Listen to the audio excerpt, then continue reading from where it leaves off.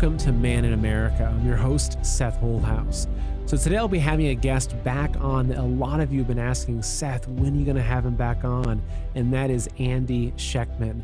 And if you've seen my previous videos with him, this is going to be an incredible update because a lot of what he was talking about, 1 to 2 years ago, especially as it relates to the dollar, the petrodollar status, the global financial system, it's all happening. And you'll see it's really here, folks. And so this is going to be an interview that you do not want to miss. Before we get started, make sure you're following me on social media. Just search for your favorite app. Look for Man in America. On Twitter, I'm at Man in America US. Also, every show I do is a podcast as well. So just go to whatever your podcast app is that you use, search for Man in America. You'll find me on there as well. All right, folks, let's go ahead and dive right into this interview with Andy Schectman. All right, Andy, it is such a pleasure to have you back on the show. It's been a little while. How have you been? I've been doing great, Seth.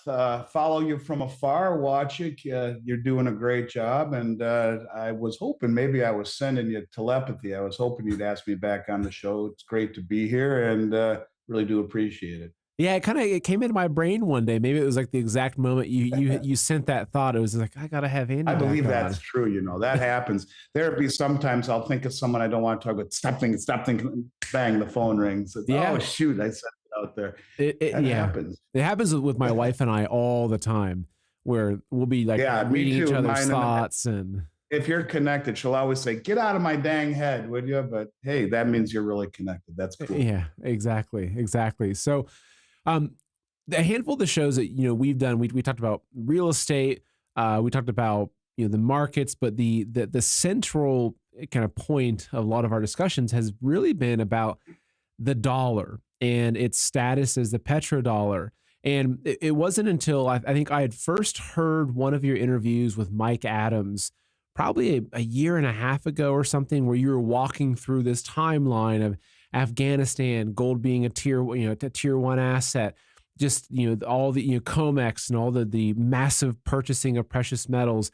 That was when it all clicked for me. And it's like, oh, this is what it means. Because a lot of my studies have been based around China, the threat of communism, and looking at how their strategy, they're very open about their unrestricted warfare, but specifically their financial warfare.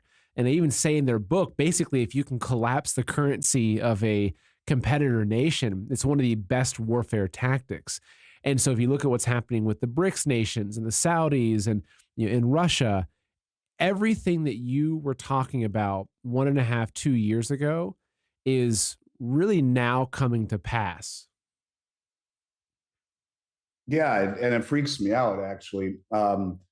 Because I look back at the things that we've talked about as a company for the past 34 years, and almost all of it has come true, but never in the time frame that we expected. And that's because, not that we're soothsayers or have a crystal ball, but that the things that we talk about, the decisions we base our called a prognostication on, are all centered around economics, mathematics, and maybe a sprinkling of old school logic. So they typically tend to come true. But, we've been, a long ways early, almost everything we've ever talked about. And, I always use the statement, I'd rather be 6 years early than 60 seconds late. It's just a convenient way of saying I was wrong with my timing, but I still think it'll happen because mathematics dictates that. Well, when we talk about this, I really started talking about it a lot in 2019 when gold was reclassified tier 1. But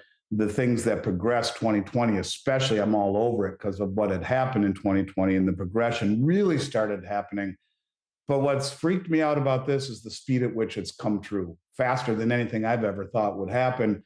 And how every single day now there's another piece of another story, another piece of the puzzle that fits into the equation. You can see this progression of events is growing by the day, not only with the speed in which it's happening, but also it's becoming ferocious in terms of all of the pieces coming together in a way that I think, if you really pay attention, it's kind of startling. It really is. And actually, an article just came out on, I think it was Zero Hedge, and it was published on oilprice.com, which I'll pull up because this is really important. And I feel like this is the exact conversation that you and I were having a year and a half ago. Yeah. So I'll read it for the audience here to see. The U.S. is facing a major challenge as petrodollar loses force. There's a few subpoints here. They say the increasingly frequent Saudi comments about trading in non-dollar currencies open the door for oil trade in yuan, euro, or yen. It is especially foolhardy to ignore the status of the petrodollar because that status also has geopolitical implications. And in the shift in strategic interest for Saudi Arabia potentially poses an immediate threat to U.S. strategic interests. And this isn't, I'm seeing not just this hardware, I'm seeing a lot of content and discussion around this exact topic now.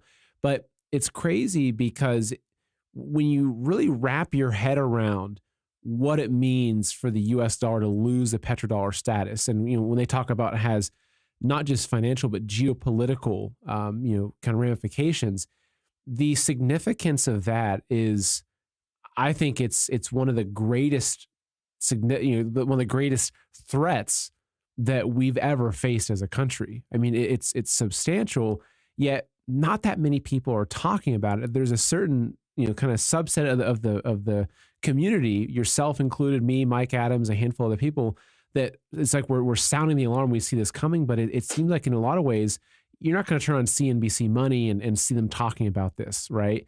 So I guess I want to dive into where you see things are at now. But before we jump into that, though, like, why do you think that this isn't more of a mainstream discussion point? Why is Tucker not talking about this? Why is your average, financial advisor not talking anything about what's happening? Why did they? And I love Tucker, I do, and I like him, and he does cross the line of what most people would talk about. But the things that are really important, Fox News doesn't even touch. As an example, why were we never told that gold is the only other tier one reserve asset next to U.S. dollars? Why were we never told that Saudi Arabia signed a joint military cooperation agreement with Russia and Nigeria, and it was the protection of the Saudi kingdom for the last 50 years that has given us the petrodollar standard, the hegemony that has defined this country for 50 years, has now been challenged by Russia. Why were we not told so many of these things that are so very, very important, that are going to shape the future of this country? And in particular, the loss of the petrodollar standard would be at the very, very top of the list. It should be what he's talking about instead of Hunter Biden's laptop. Well, I guess if our Justice Department and FBI would have acted upon it properly, then he might be talking about something other than that. The point I'm getting at is that this is as significant of a deal as could possibly be. It is the petro reserve status. In other words, the protection of the Saudi kingdom. That was the deal that was made in 1974 by Henry Kissinger. Hey, we will protect you. We'll provide you weaponry. We'll teach you how to use it. We got your back. No one will ever screw with you ever again. But for that, OPEC's going to denominate oil globally in dollars. And for 50 years, it's been that way. To nearly 90% of all oil sales have cleared through US dollar transactions. And so it's created what I would call a synthetic demand for the dollar. Prior to the petro status, the dollar was backed by gold. In 1971, when Nixon closed the gold window, that ended. But it was backed by gold, where countries could exchange their dollars into gold at a fixed rate of $35 an ounce. And it was President de Gaulle of France who started sending back all his dollars and wanting gold. That made Nixon close the gold window. But the point is that the dollars were all around the globe at that point, because since the end of World War II, the dollar was the world reserve currency. So it just made sense to transition the dollar into the petrodollar because everyone already was holding them. Well, in 1974, when they struck that deal, it became the foundation of every currency on the planet once again, because you have to have dollars in order to buy oil. And so the fact that this could be challenged and or lost should be the most important story, because if you lose the world reserve status, you don't have the ability to print your way out of any problem. You don't have your way to print your way into having the strongest military in the world and the most advanced weaponry in the world, and to print entitlements that allow us to, to live like drunken sailors. And I find it really interesting when we talk about things that would incentivize these countries to move away. I'm going to just deviate a bit, but make a point. Janet Yellen talked about extreme measures to raise the debt ceiling to keep the country going because we spend so much and we take advantage of this status. And there was a lot of talk about she's going to go to extreme measures, but zero talk about what those extreme measures were. What those extreme measures were borrowing from the postal retirement account, the civil servant retirement account, and the disabled veterans retirement account. So she stole from those three retirement accounts of disabled veterans, postal workers, and civil servants in order to raise the debt ceiling to indulge their frivolous spending. And the next article on Yahoo Finance almost made me throw up, said, by the way, we just voted to give another $50 billion to the Ukraine.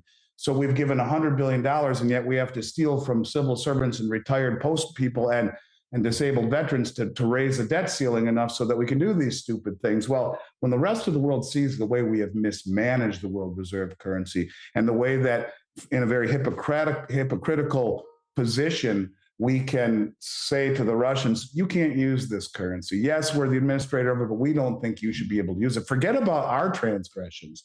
It's yours that we're focusing on here. And that weaponizing of the dollar has incentivized these countries to speed up their de-dollarization. And I think it's a very frightening deal. Now, when you talk about the Saudi Arabia deal, at the Davos meeting, they came out and said that, hey, we're open to taking other currencies other than the US dollar. And this was from the kingdom's finance minister. And Bloomberg reported this. And they basically said that there are no issues in discussing how we take payment. The one thing I would disagree with that article that you pulled up, it mentioned euros, yen, and yuan. I think it would be yuan, and particularly yuan because the petro yuan bond is how they buy oil right now from countries. That is immediately convertible into gold on the Shanghai Gold Exchange. And I think it would be gold. I think it would be rupee. I think it would be rubles, maybe the new BRICS currency. Something that you and I didn't talk about is the Shanghai Corporation Organization. I have very, from high up sources telling me they're this close, the Shanghai Corporation Organization, which, by the way, is the largest regional defense, security, and economic group in the world. It comprises 60% of the Eurasian landmass, 60% of global of human population, and 30 to 40% of global GDP. They're this close to issuing a gold-backed Eurasian settlement currency. So between the Eurasian settlement currency, the BRICS currency, which we are told will also be backed by gold and other commodities, the petro yuan bond, which is backed by gold, do you think there's any coincidence that the central banks have bought more gold last year than at any time in the last 55 years, and the second most, going all the way back to like 1950, the second most on record? The central banks are loading up on gold. And do you think there's any coincidence that the International Monetary Fund came out 5 days ago with a new report entitled Gold as an International Currency, a Barbaric Relic No More, or barbarous relic no more? So you have the IMF saying it's okay. You have Bank of America coming out and saying that gold is ESG compliant, this new woke standard where environmental and social issues trump the ability to, or the custodian who manages like 401s and pensions, their obligation with the ERISA ruling or laws for the last however many years, 50 years, has been that they have to keep in mind the well-being of the investor first and foremost. Now this new law change, this ESG woke change, says, well, you don't have to do that if these are bad for the environment or have social issues. Maybe they don't have enough women or minorities on the board, or maybe Philip Morris is bad because it's tobacco, so we should invest in something else. In other words, they don't have to look out for the well-being of the shareholder or of the person they're investing for if these things are not ESG compliant. Bank of America said gold is ESG compliant. The International Monetary Fund says gold's not a barbarous relic anymore. Central banks have bought more gold than at any time in the last 55 years. Do you see a trend here? And all of these things are being pegged to gold. And they will, what that is all saying, and why isn't Tucker talking about this? God only knows. Because what it is really saying is that the dollar is this close to being dropped as the singular world reserve currency. And what does that mean? Aside from losing the privileges of being able to print all that we want to fund our lavish lifestyles, well above perhaps what we are entitled to by the good graces largely of our foreign creditors. But it also says what happens if the dollars are dumped and those dollars come flooding home. These euro dollars come flooding home, creating a tsunami of inflation, which then spikes interest rates. And then what happens? As you see stocks, bonds, and real estate all inversely correlated to that event. What Powell is doing is a sideshow. He hasn't raised rates high enough to even tackle inflation. And the only way to do it would be to raise it over the federal funds rate, the federal funds rate over the rate of inflation, which they won't do. They'll blow everything up. It's a sideshow. But what happens if the dollar is no longer the singular world reserve currency and countries don't need it anymore to buy oil? The ramifications of that are extreme and will be a religious experience for most people in this country, as what makes them feel wealthy is their stock account and their real estate. If all of those dollars come home, it will create a spike to the nth degree in interest rates to compensate for the loss of purchasing power in a inflated currency as they're being dumped. More supply than is demand, the dollar will fall. That's inflationary. Interest rates spike to compensate, and stocks, bonds, and real estate, bang, evaporate. That is what people need to focus on. That's what the news media should be focusing on, not the sideshow that is the infighting between the Republicans and the Democrats and the ridiculous behavior of our current administration and or his son. We're missing the boat. So I don't know how to answer that question other than with exasperation, Seth. These are generationally important developments that are happening. If you look around you, you can see not only is gold becoming more prevalent in the vernacular, but it's also being more accumulated by the biggest money in the world who's closest to the information, and they're draining the exchanges. The COMEX, the LBMA, and all of the ETFs are being drained by the most sophisticated money in the world who is closest to the information, just like the central banks buying more gold than any time in the last 55 years because they know what's coming. And I wish that our news organizations would tell us what's important instead of focusing on the sideshow, the clown show, if you will, that in the end will not amount to a hill of beans compared to losing the petro status. Oh, absolutely. And now you laid a lot out right there. And I think that it reminds me of something, I interviewed Michael Yon, who's, one of the most, experienced war correspondents on earth. I mean, he's been doing it for a very long time. He's been on the front lines of so many wars, but not just wars. He's been in famine, social unrest, everything. And there's an interview he did, actually, I think it was to Jordan Peterson, maybe close to a year ago or so. And something really stuck out in that interview. Then when I was interviewing him, we talked about even more, is that, he said, everyone's always focused on the spark. He says, so say there's going to be a potential forest fire. Everyone's always focused on what's the spark. He goes, that's the wrong way to look at it. You have to look at the conditions. He goes, look at the conditions, not the spark. He's like, if you've got a bunch of underbrush, if you've got dry season, if you've got lightning storms, he's like, you have to look at the conditions, because when all the conditions are ripe, then there could be any spark, but the spark is kind of irrelevant. And so, what I'm hearing from you, what I've also pieced together is that all of these conditions are lining up. And I think that the spending that we're seeing, the $100 billion going to Ukraine, or 100 million, I forget what the total amount was, but I think that what this is, a lot of it is related to, is they're trying, they know, like, as you said, the central banks are buying up gold like they never have before, like in over half a century. They know what's coming next, and they're not telling us because, they don't want they don't want the masses to move the needle in ways that's going to make it more difficult for them.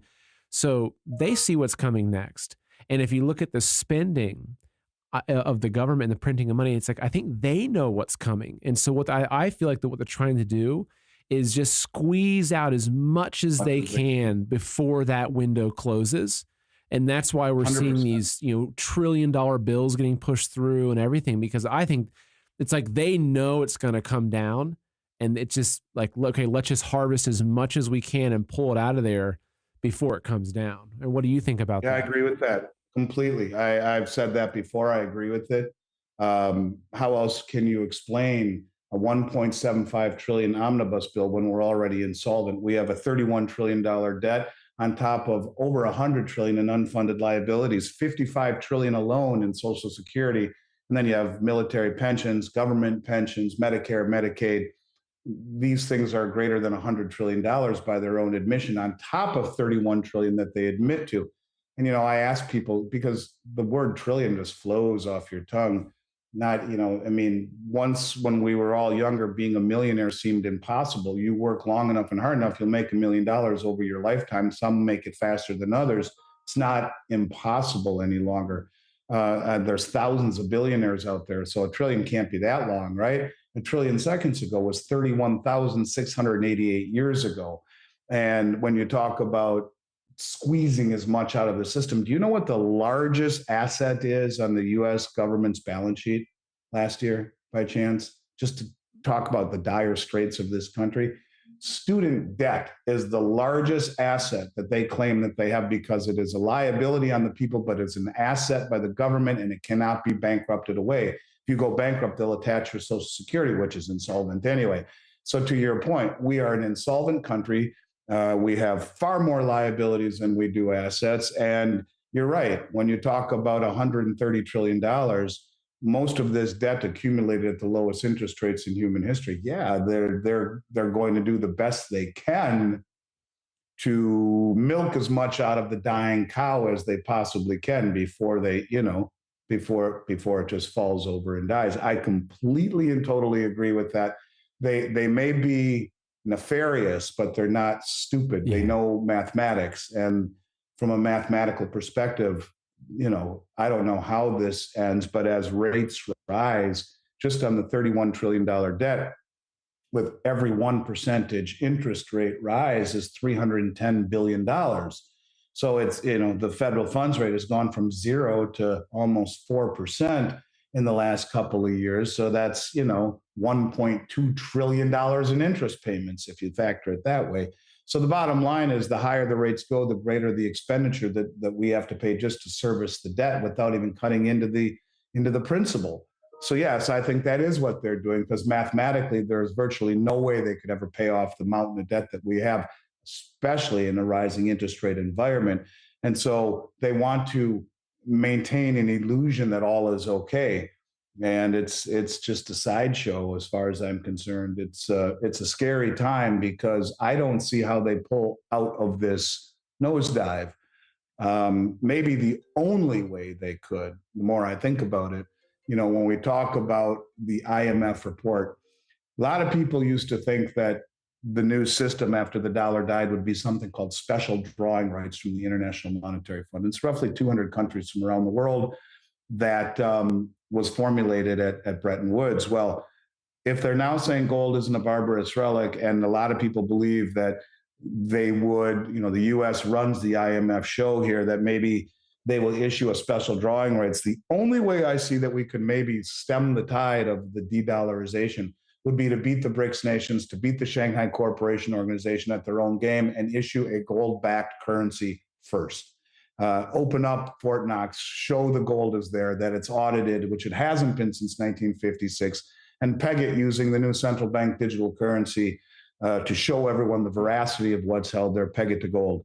Short of that, I think we're in big, big, big trouble, as the dollar ultimately is on the way out. As Zoltan Pozsar said, and he used to work for the New York Fed, he's the repo market guru, now he works for UBS, is we are entering a period of time where gold or commodities will define the new system. He called it Bretton Woods 3, where it'll be an era backed by commodities and transparency, rather than an opaque system backed by debt instruments. And that's the way the world is moving. And I think that if we don't catch on to that quickly, so many people are going to be caught off guard because of what you said. You have to listen to Seth. You have to listen to me. You've got to listen to people in this industry who are talking alternative media about what's happening, because God bless Fox News. They tell us more than others, but they're still woefully inadequate in telling us what's really important.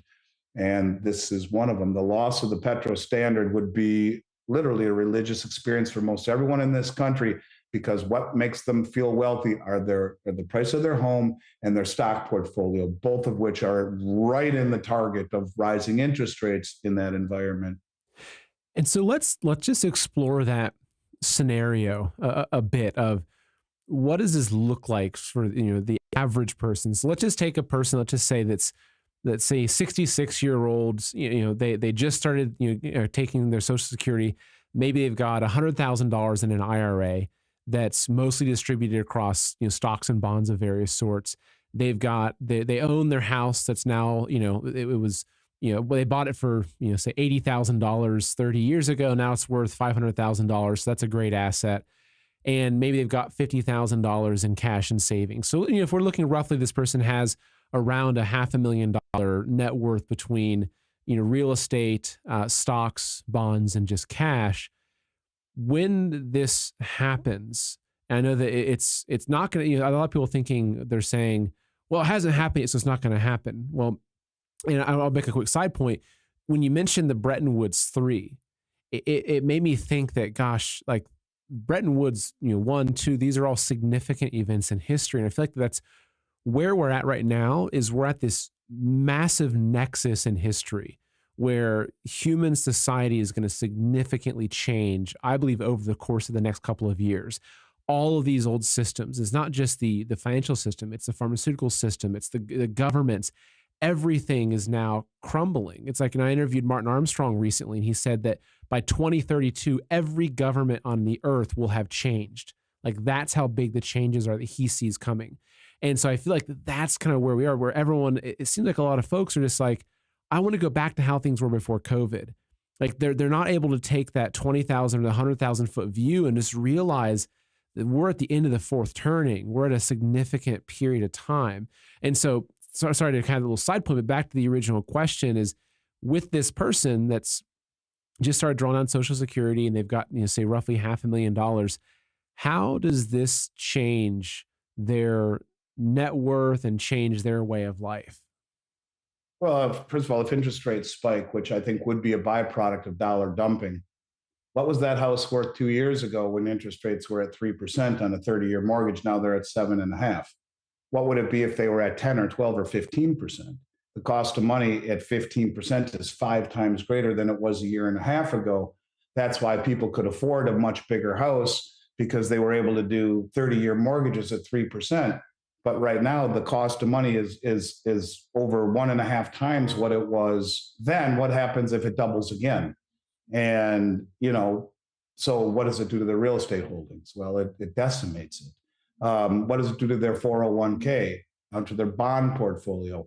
The 10-year Treasury had its worst year in the history of the 10-year Treasury this year, down 16%. That's supposed to be the part of your portfolio that hedges against the market instability. Well, that was down 20% on the S&P 500. That 60-40 split that is so pervasive in U.S. finance, where 60% of the assets are in stock, 40% in Treasury, that was the third worst year in the history of the 60-40 split. So, you're talking about a period of time where, just in the aggressive rate hikes that we've seen so far, which are woefully inadequate in the scheme of things, they haven't even gotten above the rate of inflation, which is a manipulated figure, which they just changed again to manipulate the inflation rate lower by taking the 2-year time frame that it used to be, now breaking it to a year-over-year, 1-year time frame, so that the numbers are looking better right now. So they'll say inflation is getting better, but it lacks the perspective. Heck, they changed it so many times since 1980 that John Williams of Shadow Stats will tell you real inflation, as measured in 1980, is north of 15% right now. But the point of it is that, they've only raised interest rates in the federal funds rate to 4% or thereabouts, or right in that neighborhood. They say they're going to go to 5%. That's still below the rate of inflation, 3 times the rate of real inflation. Using the CPI, you're still a few percent below that number. So you're guaranteed a negative real return. They haven't done anything yet, but look at what's happened just in that deal, where they've only raised it, to 4%. You have mortgages that have doubled. You have the worst performing year ever in the 10-year Treasury. You have the stock market down over 20%. You're seeing mass layoffs. You haven't seen squat yet. What happens if rates really spike? Because the dollar gets forsaken and dumped. And all of the asset prices. See, this is the whole reason that they embarked upon interest rate manipulation, because it makes people feel wealthy. When you suppress interest rates, their stock prices go up, their real estate prices go up. Why does their real estate price go up? Because people can afford much more house than they should. And people are forced into buying stocks because you can't make anything at 0 or 1%. The rule of 70 seconds says you take the interest rate, divide it into 72. It tells you how long before your principal doubles. Well, at 7% interest rates in 10.2 years, it doubles. At 1% interest rate in 72 years, it doubles. You can't invest at 1% interest rate for the future. You got to speculate into the equity market or into the real estate market or into the crypto market. It was the environment of suppressed interest rates that created the distortions in asset prices, the illusion of wealth that was created by suppressed interest rates. The misallocation of capital and resources and the distortion in prices is what is all going to come to roost, because we're coming from a level that is unjustifiable, is irrational. And when equilibrium ensues, where assets and interest rates meet at a fair price, it'll be a religious experience. The suppression of interest rates is the biggest problem of all. It's created these distortions. So when that moment happens and we see a mass spike in interest rates and asset prices try to find that equilibrium, it'll be a horrible experience. That person who's got $500,000 will be lucky to have $50,000 in assets in that environment when everything, bang, it just collapses like that. And they asked Ernest Hemingway, how did you go broke? Little by little, then bang, all at once. And that's what we're seeing happen. Little by little, we see dollarization, de-dollarization. Little by little, we see talk of all of the big entities buying gold. Little by little, we see market prices falling as rates rise, and bang, it happens, and everything collapses. Markets collapse, the dollar collapses. Everything that once used to be true collapses in that environment. God help us all if it does. I hope I'm wrong. My youngest child's 15. I don't want to see this happen. I don't. But when you look at the progression of events, when you look at the idiocy of our administration, the doing things in that omnibus bill, several $100 billion went to protect the borders of Oman and Jordan and Lebanon, but not a penny can be earmarked to protect the border of the United States that has allowed 500,000 people into our borders. I mean, it's just, or 5 million, into our borders. The whole thing is just upside down and backwards. And you have to wonder, at what point does the realization that maybe this was intended come into play? Could it be intended? Is this the Great Reset? Are they trying to precipitate this because mathematically they know they're too far down the rabbit hole? They've sucked so much out of the system and at the lowest interest rates in human history that when rates finally do normalize, it's game over. So why not incentivize the world to find an alternative to the dollar by weaponizing it, kicking Russia out of SWIFT, and blaming them, and blaming OPEC, and blaming Xi Jinping? It's them. They did it. Those bastards. They did it to us. It's not us. We didn't create all of these distortions by printing more money in the last 3 years than in the history of the country preceding it, while stepping on interest rates, allowing asset prices to become illusionary, to allow an environment of mass overt and irrational speculation. No, it's their fault. They ruined the fun. They pissed in the punch bowl. And I think that is something that, if you ask yourself honestly, either our politicians are stupid as hell, or they know exactly what they're doing and they're nefarious and they're finding a villain to point to for ruining the American way of life. Either way, it all boils down to the same thing. If it does happen, it's going to be very unpleasant. And the only way you win is to do what the biggest money in the world is doing, Seth, and that is to de-dollarize and mitigate your exposure to the dollar. And as my friend Rick Rule often says, if you are not a contrarian right now, you will be a victim. This is not about getting wealthy. This is about protecting your rear end from what is coming down the pike. That 80+% of human population is coalescing in a group that is free from U.S. participation. And when that switch is flipped, not only will they have a stronger economy, but they'll have a stronger military. And the ability to flex our muscles, I think will be substantially diminished and curtailed, not only financially, but also militarily. This is kind of the end game, as you mentioned, the end of the fourth turning. I couldn't agree with you more. And you know what the biggest buzzkill about all this is, Seth? I've worked my ass off for 33 years to get to where I am. And I'm so happy that my company has retained the level of reputation that we have. And my success will come at the expense of everyone I love around me, because so many people, to your point, are not being told what's important by the mainstream. And it takes effort to watch you and other people out there, the alternative media. It's much easier to sit down on your couch and turn on Fox News and think you're being educated and kept abreast of fair and balanced information. And to an extent, it is much more fair and balanced than the left-leaning media, but it is still woefully inadequate into preparing people for what's coming. And God bless you and others like you who do what you do, because you're giving people a fighting chance. And I would rather be inundated with pessimistic information, because remember, there's a fine line between pessimism and reality these days, and at least be forewarned than wake up and be completely blindsided by what's coming. I wish my message was filled more with tweeting birds and honey and applesauce. I wish it was a great message that we could all be happy about and smile. But I don't think it is. And I think when you look at the end of the run that the US dollars have, you go back to the 1400s, and all the world reserve currencies last between 80 and 100 years, max. It's most of them closer to 40 or 50.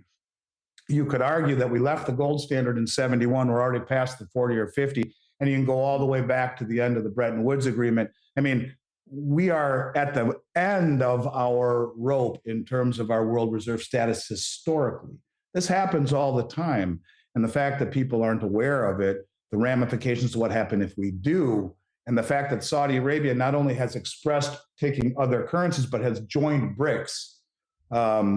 Hey, I try, I scream from the rooftops, you try, but unfortunately, we represent but a tiny, tiny minority, the pimple on the rear end of the elephant. And most of the people out there are going to be blindsided by this if it happens. In particular, that person you mentioned who has $500,000 in traditional assets, they're the victim. They're the ones that will go from comfortable to destitute like that. You mentioned the flipping of a switch when this happens. And I know that Mike has talked about I think Project Sandman or Operation Sandman, I think it was called, and how he had sources talking about that, which would make sense. And I'll explain it in my understanding, and I want to get your feedback on it and your thoughts on it. As I understand what that is basically that you have all these countries that are holding debt in U.S. Treasury bonds, right? They're holding the U.S. dollar. Now, they don't want to have, say, China dump theirs first, because if China's ally is, say, Saudi Arabia or Russia or Iran, those countries need to be able to dump theirs at the same time, right? Because if China goes and dumps everything first, it's going to crush the dollar. They're going to be hurting everyone else. And so the idea that Mike has put forth from his sources is that there is a coordinated aspect to this, that what will happen is just one day, all of the banks all at once will sell. Basically, all of the central bank, the different the sovereign banks, et cetera, that basically that overnight they're all going to dump those U.S. dollars in whatever form that they have them in, and so that it won't be something. So you mentioned it's very slowly, then all at once. I see that as being that all at once moment. So, and do you think that that's how things would play out? I think it would be one of my favorite movies of all times is Trading Places. I don't know if you ever saw it, with Eddie Murphy and Dan Aykroyd, and a lot of it takes place on the Chicago Board of Trade, and the two brothers, who I guess are supposed to play the Hunt brothers. That's kind of the idea. When the orange juice futures that they thought they were on the right side of, they actually been hoodwinked into being on the wrong side of. He says, "Sell, Mortimer, sell." He's talking to his brother, because it's all collapsing, and that's what will happen for those that are not involved in that flip the switch type of deal. But yeah, I think it would be very logical to see all of these countries rallying against the perceived hypocrisy of the West and the hegemony of the West. And they would be all willing to do that at the same time. It is the backing of the whole new system with commodities that is the glue that makes it all work. And everyone has the same say at the table. But the only way to get to the table and to rid themselves of the US debt instrument would be to do it all at once so that they all aren't collapsing, they're cutting off their nose to spite their face, if you will. Yeah, I think Mike Adams is a brilliant guy. I really enjoy being on his show, not only from a health perspective, the Health Ranger, but from an economic standpoint. His research is second to none. And kudos to Mike for sure. And that is his deal, the Project Sandman, because you try to Google it and you won't find anything but his. But it's very interesting thesis. I believe it. I buy into it. And I think that those countries that are all part, as an example, if you look at the countries on the Belt Road Initiative, there's 152 of them, right? And if you put all the people together in the Eurasian or the Shanghai Cooperation Organization, 60% of human population, you put all the countries that are joining BRICS, it's couple, 2-3 billion people. You know, you're talking massive amounts of humanity that if they're all clued into what's happening, do it. Yes. And it's like a game of chess. You know, you don't call check when on the first move. You call check or checkmate when they're surrounded, when the king is surrounded. And those pieces have to be put into place. They think in terms of decades, we think in terms of days and hours. And so the pieces are being put into place. The deals are being made unilaterally, striking deals in other currencies, accumulating commodities, breaking free of the Western system, no longer accumulating treasuries, slowly selling them. It's all slowly being put into place. I'll give you an example. You look at, for example, Turkey. Turkey just created their own central bank digital currency. The Bank of International Settlements said that by 2025, every country has to have a working CBDC. So I talk a lot about the BRICS currency. Well, first, Turkey, who bought more gold than any central bank in the world last year, is now making their own CBDC and has also applied to join the BRICS nations. So all of this starts to slowly come into place. But well, why their own CBDC? Well, the Chinese, along with the United Arab Emirates, created something called Project M-Bridge. M-Bridge is a cross-bank payment system that usurps or avoids altogether the SWIFT system, and it allows for central bank digital currencies to trade amongst themselves. So Turkey, who wants to join the BRICS, is accumulating all of this gold, has their own central bank digital currency, can trade cross-border using M-Bridge into the BRICS currency if they want, or into the Shanghai Cooperation Organization Eurasian settlement currency backed by gold if they want, all of it sidestepping SWIFT. Why? Because we weaponized the dollar and kicked the Russians out of SWIFT. Do you know what the European Union is doing with the money that they sanctioned from Russia? They're using it, they're confiscating it, not just sanctioning it, confiscating it and using it to rebuild the Ukraine. You talk about a fuse. You know, you talk about everyone focuses on the fuse and not the fact that people are storing all their old paperwork right underneath their water heater or their furnace. That the kindling that's sitting right there, ready to start the house on fire, it's extreme. And one piece of paper is hanging just above, just almost into the pilot light. That's what I'm getting at. And I agree with everything you're saying. And yeah, it's if you take a step back and look at it, you can see that little by little, a country like Turkey, accumulate all the gold, build your central bank digital currency, apply for BRICS, and now you are ready to call check. No, it's not checkmate, but hey, if I want to drop the dollar and trade with this huge mass of humanity, trade with the BRICS nations, buy oil a different way, you not have to be reliant upon the SWIFT system. I mean, it's happening. And then when they're all in place, Project Sandman, let's all sell now. And it's very, the term Occam's razor, the most logical explanation is usually the right one. I mean, look around you, look at this happening. And if you're looking close enough, yeah, it's becoming rather obvious to me. Yeah, it is to me as well. Now, I know when we get into timing, that's always a difficult subject because we don't know what the timing is. And I remember talking to Aaron Brickman about timing of things. And he goes, look, he's consistently surprised by how these central banks and the Fed can just stretch Oh, things and no. do whatever they need to Yep. do to extend their own window. And Totally. so, but I mean, I agree with you. What I'm seeing is like all of the conditions are lining up for this. And for me, it's in my own perspective, it's not if, it's really when this, because it's Right. the whole world's going through a change. Like that's the thing. You take that perspective, it's like, yeah, it can't go forward as it is. Like that's why they've got this great reset. And a lot of people think that the great reset is the globalists causing this. And I believe that the great reset is them actually knowing the cycles of human history and knowing the collapse that's coming and trying to usurp at that time with their to It is insert exactly right. themselves, right? That's exactly right. And that's what I mean. Are they nefarious or are they stupid? They're not stupid. They're definitely nefarious. So they are finding a scapegoat, pointing to them to, it's just like when Biden called inflation Putin's fault. It's Putin's inflation. The hell it is. We printed more money than in the history of the country. The 3 years we printed more money than the history of the country preceding it. What is inflation? An increase in the money supply, period. It's not the distortion of the supply chain that exacerbates it. But we created the inflation and blame Putin. So why not blame Putin and Xi Jinping and OPEC for blowing up the whole system? They did it. No, we incentivized them to do it. We created the environment for them to do it. And that's the part, to your point, that I completely and totally agree. They know what's coming. They realize all of this debt has been created at the lowest interest rates in human history. And they realize that the game is up.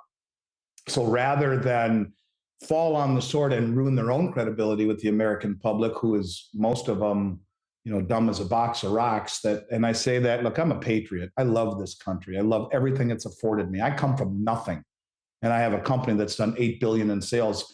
When my father borrowed $60,000 from his best friend, whose middle name was Franklin, to start this company 33 years ago, from nothing in a one-room office the size of a closet. God bless America and the opportunities it's given me and my family.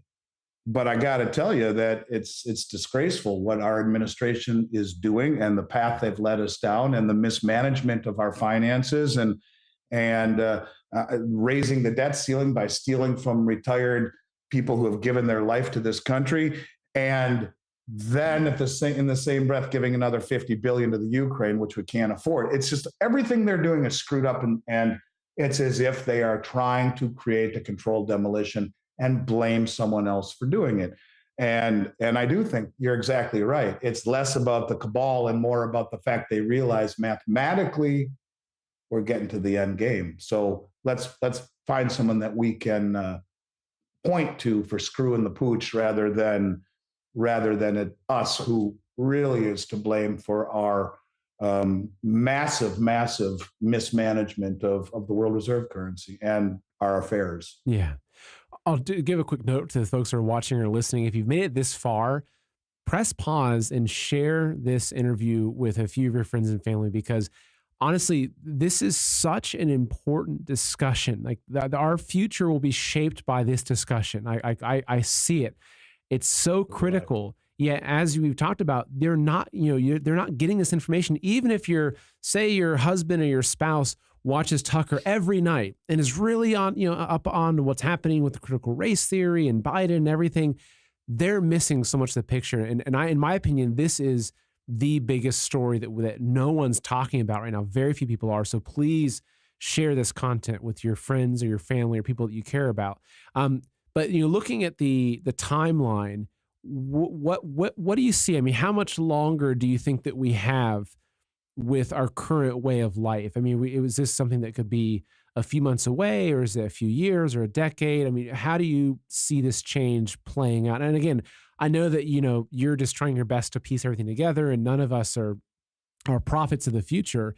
But just your best kind of guess or idea of what do you think? How do you see it playing? Well, every country has to have a working CBDC by 2025. You have that Project 2030, where this is all going to culminate in 2030. I think that's when they say you'll own nothing and be happy. When I go back again and I look at the things that we've talked about as a company, for 30 plus years. We've been right on almost every one, literally. Never within a grenade shot of when the timing is. And it's because the things that we talk about are rooted in mathematics, economics, and sprinkling of logic. And they come true when mathematically things do come true, but never when I thought they would. The one thing that has really freaked me out, as I mentioned, is how fast this is spinning. And, I'm surprised we're seeing the things that we are. Um, I don't know when that answer is, but I think the inevitability of it is the important thing. Probably sooner than people think, probably longer than I think, because this is a very high stakes game, and it's a once in a generation shift. But when it does happen, it will be something to behold. I would stop focusing on when it happens and more realize that the likelihood of it happening is great, and do what you can to not only mitigate your exposure to the dollar, but also get out of any variable rate debt, kind of clean up your house and prepare not only spiritually and physically, financially, but prepare your family as well. Have supplies, have protection for your family, have supplies of food and water and cash on hand. And I mean, there's a million things you can do to prepare, because once it happens, you'll have no ability to prepare. And I think the eventuality of it is baked into the cake.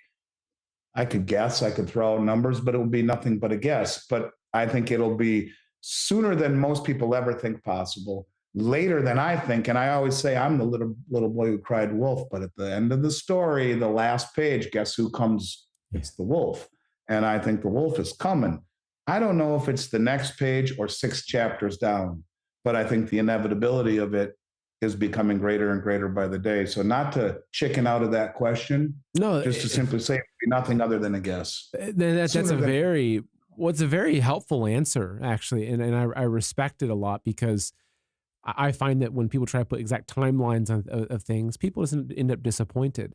Yeah.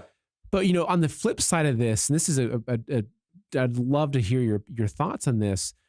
We have the central banks, the countries, we have the COMEX, the wealthy families, everyone's always focused on the Rothschilds and all these. Well, those are the big families that are kind of behind the curtain that are buying on the COMEX. They're making these significant purchases. It seems like the people, the organizations, the countries in the know are in a mad rush to buy gold and silver, right? Especially gold, because it is that tier 1 asset. So hypothetically, when that switch happens, or when this kind of transition takes place, what happens to the value of gold? And I think and also silver, which follows along with it. What kind of change happens? I mean, right now, look, we've seen over the past couple of years, gold hovering at, between $1,700 and $2,000 an ounce, give or take. Silver, that's, had a little more action to it, but it's nothing significant has happened. So in this event, how do you see the price of gold and silver changing? Going to levels that no one thinks possible. Like for example, in Europe, all of the banks on their balance sheet have gold in what's titled the revaluation account. It's an interesting name. It's been there for a long time. It's all valued on their balance sheets at $35 an ounce. That was the Bretton Woods number, where they could exchange their dollars into gold at $35 an ounce. And coincidentally, this is why most of the world gave us their gold, because they had lived through 2 world wars in Europe and had war-torn, ravaged countryside. They sent it to the Allies in the US across the Atlantic. It was safe, it was prosperous. They could give us their gold. We'd pay them $35 an ounce. They could reinvest that 35 in US treasuries, making a return on a non-interest bearing asset. And they could always get it back for $35 an ounce. And so, I think this is a situation right now where the only way to make this work, if you look at the revaluation account as an example, in all of these banks in Europe, as it is now, accounting laws don't allow them to offset liabilities against it. But it's an interesting name for an account. They're all called the revaluation account. Well, what if they revalue gold to 10,000 an ounce or some big number like that, and immediately make their balance sheets solvent? because now you can change the accounting rules, raise the price of gold, and think that this hasn't happened in history. I got a news for you. He did it right there. He confiscated gold. That's the executive order that allowed him to confiscate gold in 33, paid everyone $20.67, and then immediately revalued the dollar against gold to 35 an ounce. 40% increase for anyone who held onto their gold. Who's to say they won't do it again? And maybe this time, instead of raising it to 4, 5, 6,000, they raise it to 10 or 12,000. Everyone's balance sheet who has a bunch of gold is immediately solvent. And now it will never come back down because it will be pegged to a new world reserve standard. That's how you would make it work. In that event, it goes higher than anyone thinks possible, never comes back down because it will be pegged to a new system, because no one's going to want to drink the fiat crap Kool-Aid ever again. When they realize that all governments do the same thing, going all the way back to Roman times, they choose printing press or inflation over austerity and tough decisions.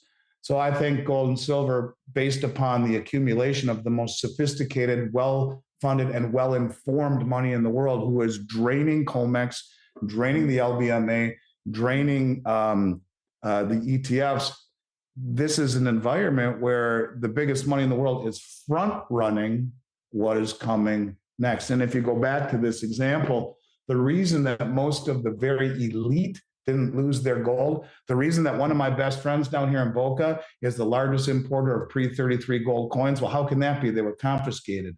No, they were all sent to the safe deposit boxes of Switzerland, as an example. And that's where they all come from right now. My buddy imports them from these banks because they've been sitting there since the end of World War II, because he told them, and since 1932, because he told them that, hey, in a few months, in April of 33, we're going to confiscate gold. So if I were you, I'd get it by steamship over to the safe deposit boxes of Switzerland. And that's what the insiders did, because they were closest to the information. It's the same thing you see happening now when you see the central banks buying more gold than at any time in the last 55 years, the second most in history, because they know what is coming. That's why you see the LBMA come out and publicly say, if there are as many silver deliveries in 23 as there were in 22, the 140-year existence of the LBMA will run out of silver. That's why you see only 33 million ounces backing the COMEX delivery contracts right now. And India imported 304 million ounces last year.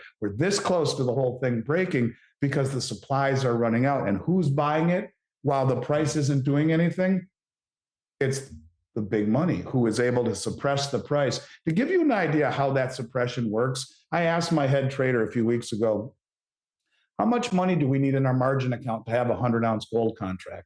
One contract of gold is 100 ounces. He said about $6,800. So under $7,000 controls $180,000 worth of gold, $190,000 worth of gold, $7,000 in your margin account. You don't even, the trade itself costs $5. The trade in your market, if the price goes up, your margin account is fine. If it goes down, you get a margin call, you add more money. What if you're a commercial bank with 500 million in your margin account? Do you think you can control perception of reality? Hell yes, they can. They suppress the price of gold with paper, and they're scooping up all the physical as everyone is looking over there at the stocks and the cryptos and, you know, what Hunter Biden is doing. And they're doing this when everyone is looking elsewhere, scooping it at subsidized prices for when it does switch, they've already taken possession of the lion's share of the physical. It will never come back down. It will be pegged to a level that people can't imagine, is what I would say is the answer to that question. And so one thing that you mentioned before was just the overall concept of just de-dollarizing in our personal lives, and that's what I've been looking at doing. And I'm not a wealthy person. I've just always worked for myself and have a little bit of savings here and there. And so, you know, what I've been looking at is saying, okay, well, like I'm looking at, say, gun prices, for instance. You know, guns that were $1,000 2 or 3 years ago are now $1,500. Right. And it's like, okay, is it inflation? Is it supply demand? Well, it's a combination of all these things. Ammunition, right? It's the same thing. Now, thankfully, ammunition has come down in price since the, you know, kind of early days of COVID, when you're paying 50 cents a round for 9mm, right? Or even more.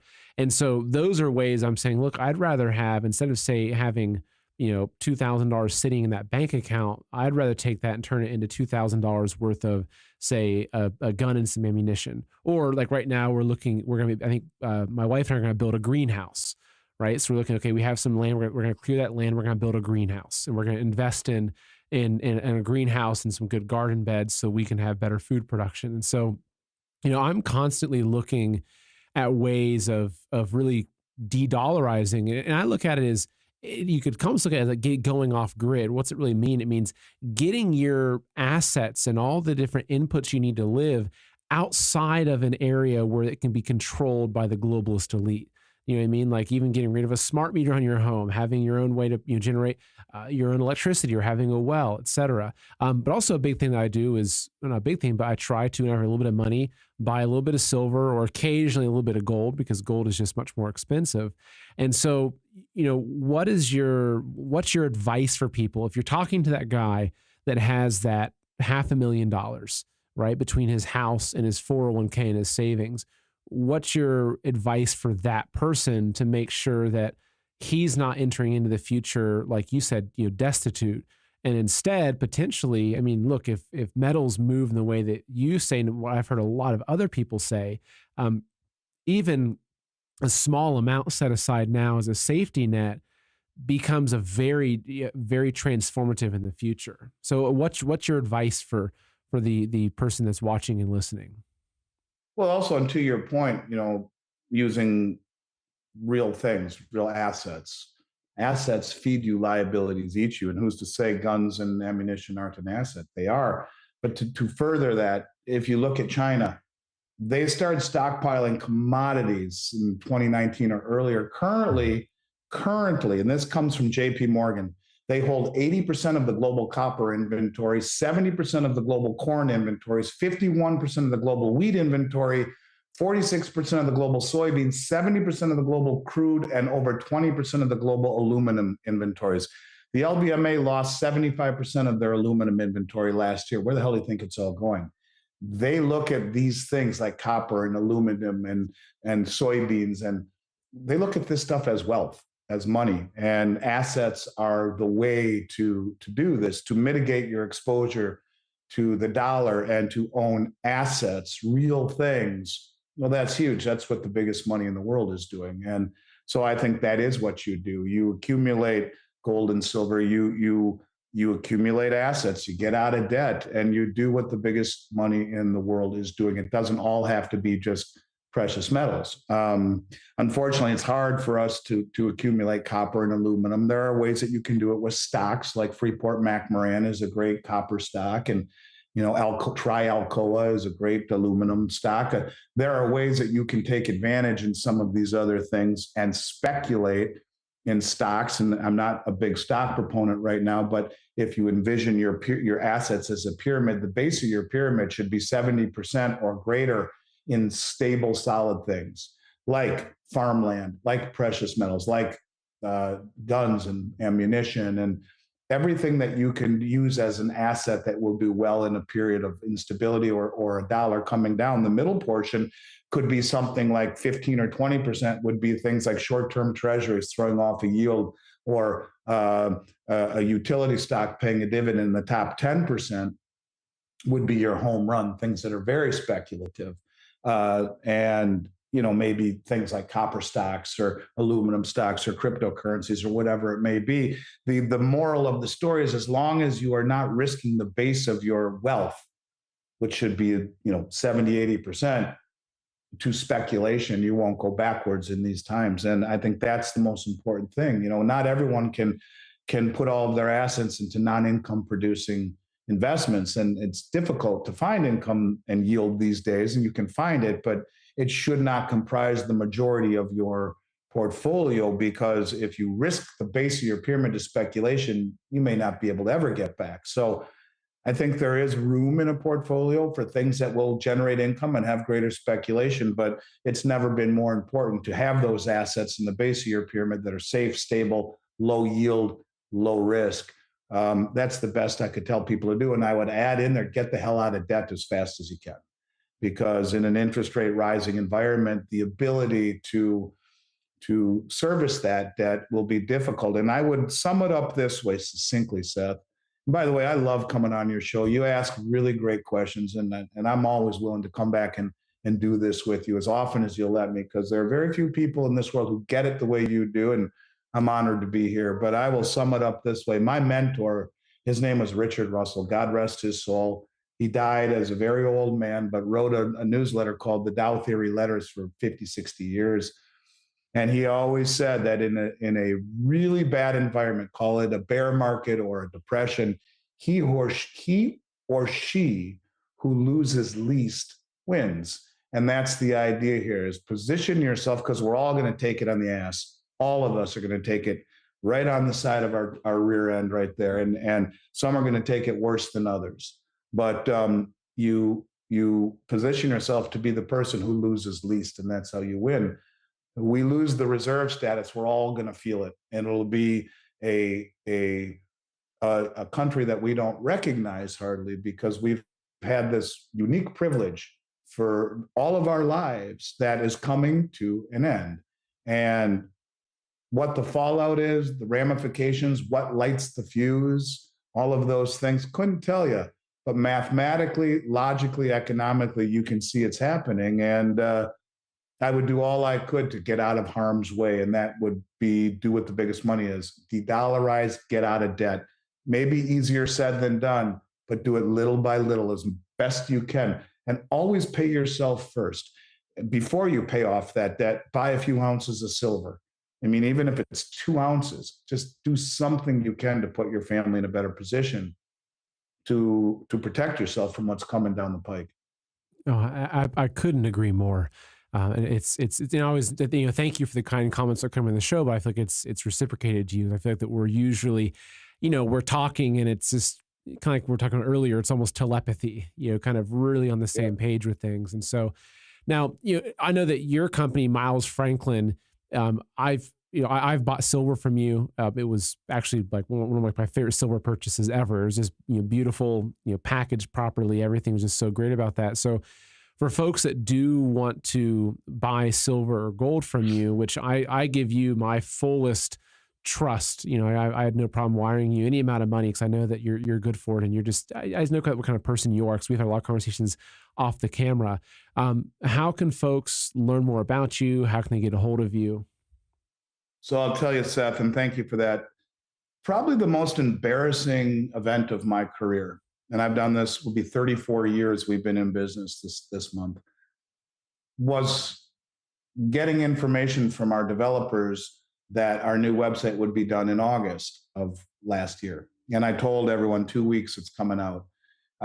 It's been one series of missteps after another. People in my company have been fired over this. People I like and I miss, I had to let them go.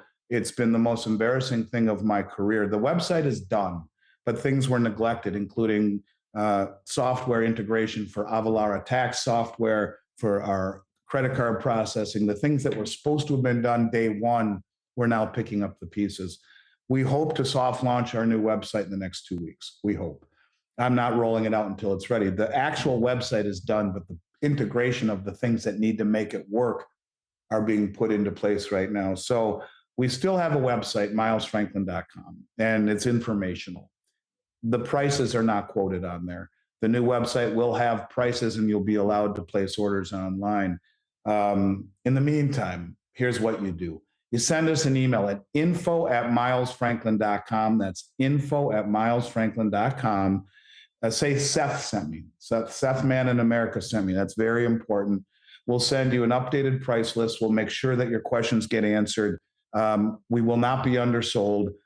We will offer your listeners as good of a price as they'll find anywhere in the United States. And we've never had a customer complaint in 33 years, not one. We are A+ rated with the Better Business Bureau. We are one of only 27 companies in the world that have ever been appointed U.S. Mint authorized resellers. All of that stuff we're so proud of. I believe we have the best reputation in the industry. But what I will also tell you is that the state of Minnesota, where I left my corporate office 2 years ago, even though I moved to Florida, is the only state in America that regulates a federally non-regulated precious metals industry. We are licensed and bonded and background checked every year.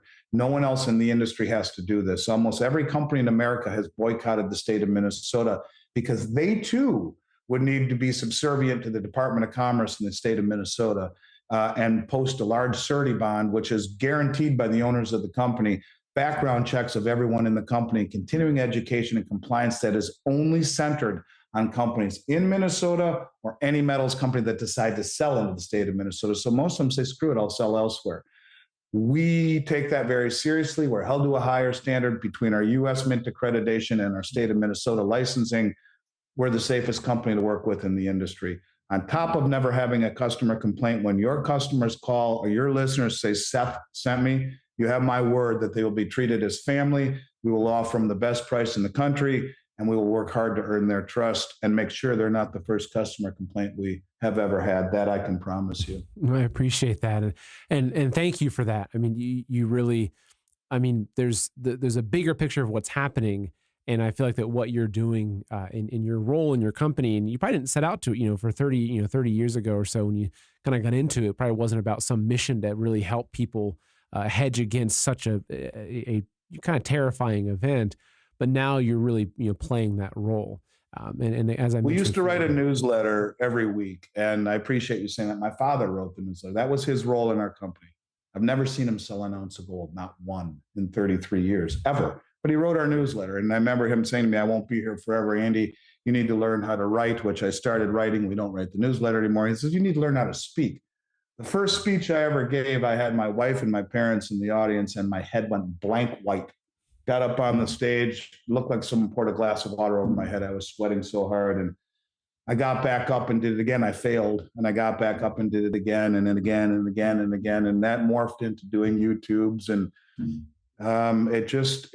we are a company that's based on education and information. And if I do a good enough job educating and informing and earning people's trust, then the business will follow. And that's the model that we've chosen. It is a labor of love. It's a lot of work. It's a lot of standing out on a limb and talking things that, get me attention, good and bad.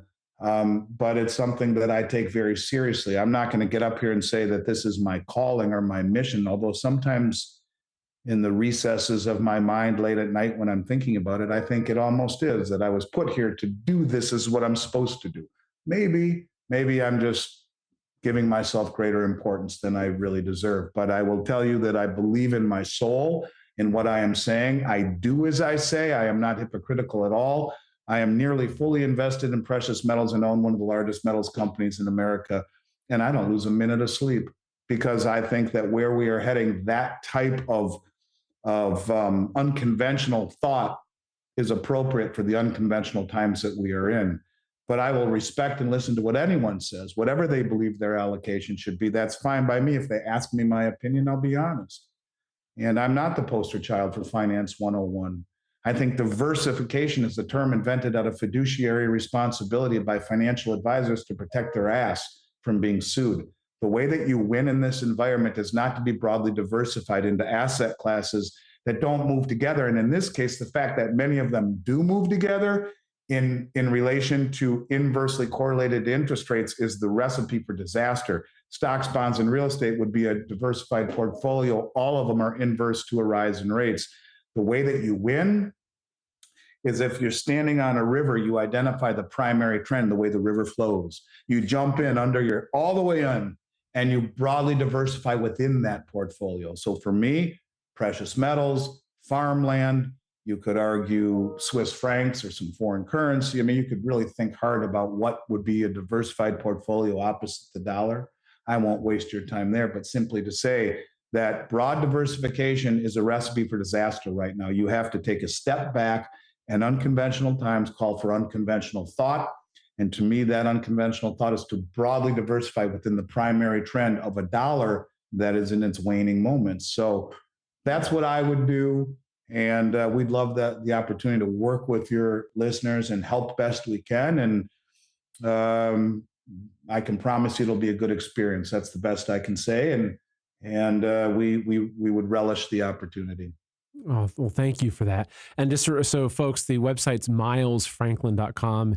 Andy, thank you so much for being on here. It's such a pleasure talking with you, and I look forward to next time. Likewise. And just take care of yourself, and I'm sure that we'll be in touch either way. So you too, brother. Again, thank you for having me. You call me anytime. I'll be eager to jump on, just as I was so excited when we talked the other day. And I said, yeah, it's about time. Let's do it.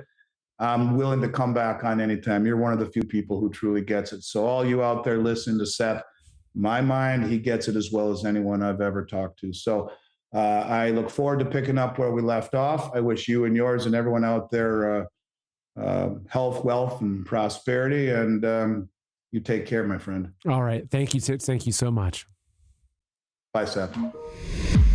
Folks, the world is going through a process that experts are calling de-dollarization, and China and Russia are leading the charge. So what's this mean? You see, the US dollar is a fiat currency, meaning it isn't backed by anything of value. The only thing that gives our dollar value is its demand around the world, which is primarily because of its petrodollar status, meaning that nations are forced to buy and sell oil in USD. But now, the world is losing faith in the dollar, and it's very close to losing its status as the petrodollar and world reserve currency, especially now that the oil-producing nations are abandoning the US for China, Russia, and other BRICS nations.